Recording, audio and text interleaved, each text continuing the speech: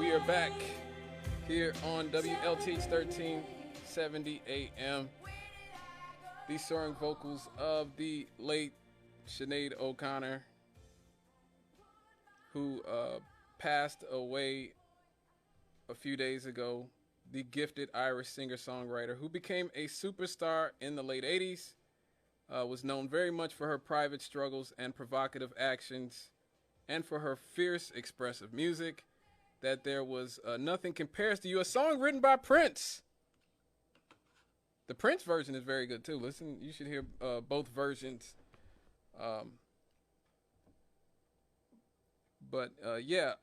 Also, she was very public about her struggles with mental illness, saying that she had been diagnosed with bipolar disorder. She posted a video in 2017 from a New Jersey motel where she had been living, saying she was alive for the sake of others, and if it was up to her, she would be gone. When her teenage son passed away from suicide last year, she tweeted that there was no point in living without him, and herself was soon hospitalized once again. She was always recognizable by her shaved head and with her multi-octave mezzo-soprano of extraordinary emotional range. She began her career singing on the streets of Dublin, Ireland, and soon rose to international fame. She was a star after her debut album, The Lion and the Cobra, became a huge sensation, and in 1990, she topped the charts all over the world with that song that you just heard, Nothing Compared to You, written by the late, great Prince himself. She was a lifelong nonconformist and said she shaved her head as a response to record executives pressuring her to be conventionally glamorous, but her political and cultural stances, troubled private life often overshadowed her music. A critic of the Roman Catholic Church well before the allegations of sexual abuse were widely reported, she made headlines when she tore up a photo of the Pope, which is how I first really started paying attention to this woman. I'm not going to pretend I was the biggest fan of her music coming up. But, as I always say, whenever people tell the truth, we are simpatico. Period. And I will say that as an ally, Sinead O'Connor was absolutely an ally in many ways to a lot of us in the struggle for justice and freedom in this world, especially black people. She was a lifelong fighter against racism. To the very end, was a supporter of the movement for Black Lives. And after the death of George Floyd, felt compelled to take to the streets to demonstrate with the people. You know, this is one of the most famous women in the world, and she felt compelled to come out in her town in Europe and march with the public about such an injustice. She was actually one of the few musicians in the 80s and the 90s who were making songs about police brutality outside of hip hop. You know, obviously NWA had F the Police. You had people like Ice-T and Ice Cube, and all these guys were always making songs about police brutality and about the police beating the crap out of people. Then you have this white woman from Ireland who's writing songs like Black Boys on Mopeds, telling the story of two teenagers who died when the bike they were riding crashed during a police chase. Her album was actually dedicated to the family of a young man named Colin Roach, who was a black man who died inside the entrance of a London police station from a gunshot wound. So again, you know, this is a consciousness that very few pop stars today have. I can't even imagine people like Megan Thee Stallion, or let me see who else is famous today, Dua Lipa. Like, who are the biggest pop stars today? Dua Lipa, all these Korean groups. Have you guys seen these Korean groups that all sing R&B and do hip hop in a it's all very bizarre. I could not imagine pop stars today taking the type of stances that she took. But she was never afraid to take political stances. She said a few years ago that I actually do believe Donald Trump is the devil. No, she said, I actually do believe Donald Trump is the biblical devil.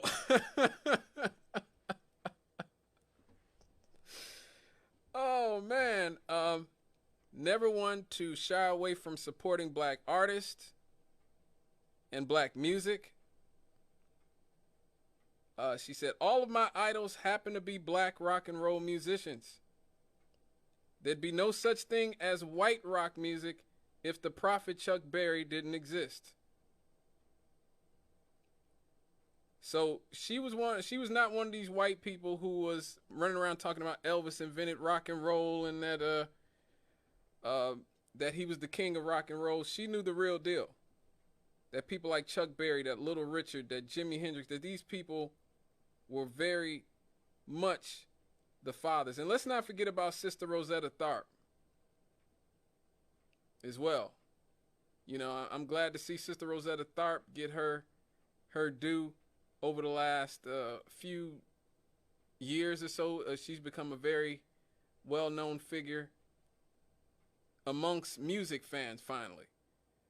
A lot of people don't know that the words rock and roll, the first time they were ever used to describe an artist was for Sister Rosetta Tharpe.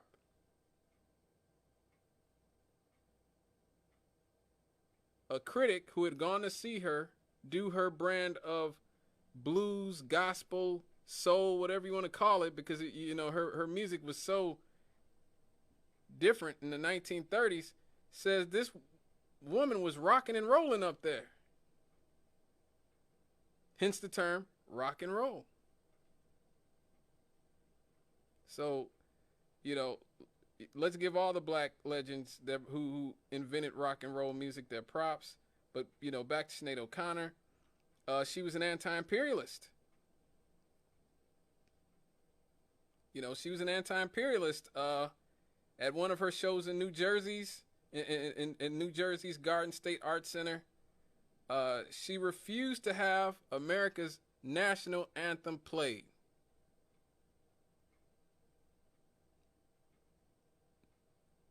She refused to have the national anthem played before one of her shows.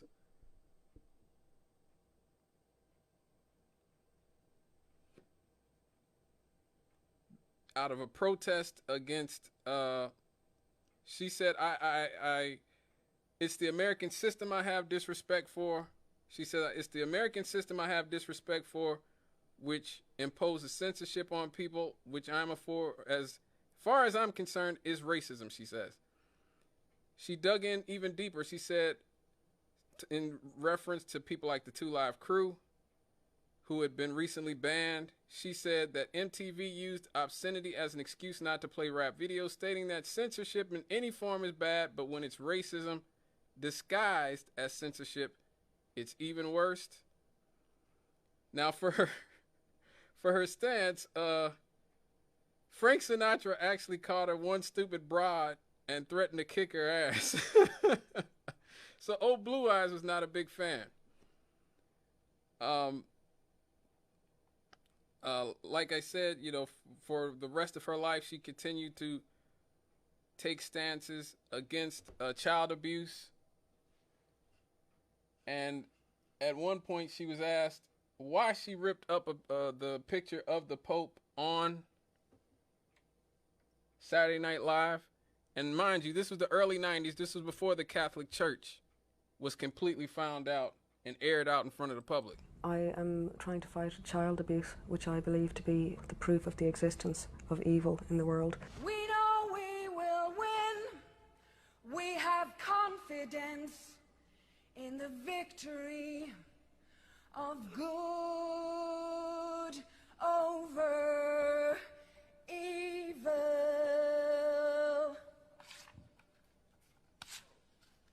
Yeah, to me the Pope symbolises everything that is evil. He is a symbol in particular. That pictures of him when he did his tour of Ireland. Ireland has the highest instance in Europe of child abuse. I experienced it myself, and I found his presence in Ireland, telling the young people of Ireland that he loved them, hilarious. At least when I studied the history, I found out that the people who were responsible for telling lies in the first place were the Vatican, who through permitting the invasion of countries and the destruction and murder of entire races of people in the name of God and for money, and then their subsequent overtaking of the educational systems of all the countries that they went into led to distortion of historical fact, similar to the type of distortion of fact that you see going on in the media, for example.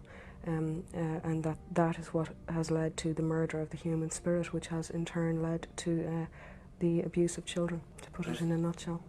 Fight the real enemy. When did you decide to do this? I mean, I decided in about the week beforehand. I mean, they were upset with me because I kind of tricked them a bit, but I did that because I thought they wouldn't let me, like in England or Ireland, there's no way they'd let you do that, whereas they were upset because apparently they would have let me, and they were annoyed that I, assumed they didn't. There was like dead silence when you were down at the number. What was going through your mind at that point? Jesus, I don't know. It was very highly charged. So, she's talking about the Catholic Church, how they went into Latin America, how they went into many countries of the world, took over the educational system, spread white supremacy, which we talk about every week on this show, brainwashed a lot of people. To this day, you see Latin America is one of the most racist places on planet Earth. We talk about it here all the time. Okay? Brazil kept slavery until almost 1900. Places like places like Mexico. I mean, Mexico was literally liberated from slavery and imperialist, from imperialism by a black man, and still has a very bad track record when it comes to dealing with racism. Call back, caller. But yeah, much of Latin America and many other places the Catholic Church came into, and not only did they abuse children, they abused the populations, and again, extracted a lot of wealth for themselves. Let's not forget that as well. I remember the great soccer player Diego Maradona, who just recently passed away a few years ago. He went to go visit the Pope at the Vatican. And he finally got to meet the Pope after all these years of, being a big celebrity, and I guess the Pope was going to bless him or something. And he said to the Pope, he said, "Look, man, you live in a palace. You're always talking about starving children. Open up some of these rooms. Sell some of these jewels you got here." He said, "Sell some of these jewels you got here." So, look, he was right about the Catholic Church, and so is Sinead O'Connor, and she was right about a lot of things in terms of talking about racism and bigotry in our society. So, rest in peace to her. And another one of the great truth tellers that we had. This is her version of Mahalia Jackson's Trouble of the World. I'll be right back after these.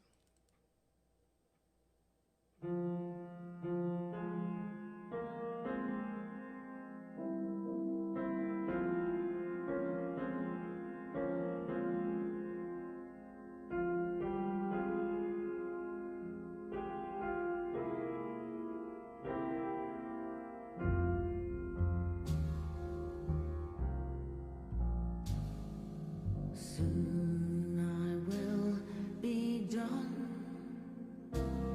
with the trouble of the world. Trouble of the world.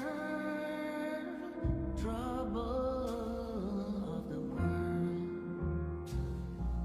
Soon I will be done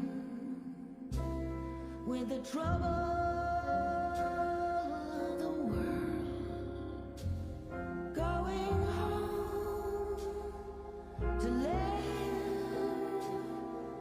with God.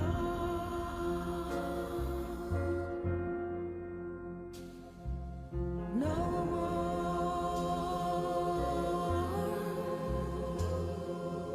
weeping and wailing. No more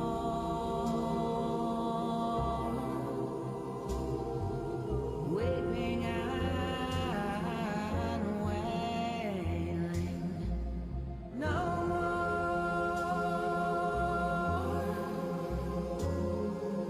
weeping and wailing.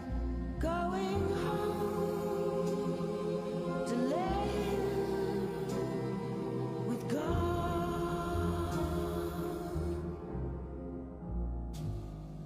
Soon I will be done with the trouble of the world. Trouble of the world. Trouble of the world. Soon I will be done with the trouble of the world. Going home to live with God.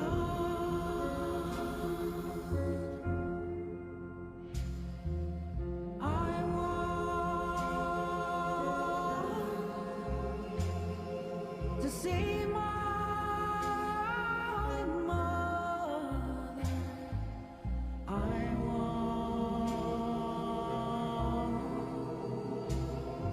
to see my mother. I want to see my mother going home to live with God.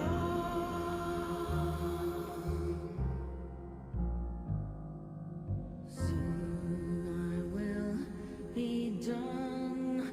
Oh, trouble of the world. Trouble of the world. Trouble of the world. Soon I will be done with the trouble of the world. Going home to live with God.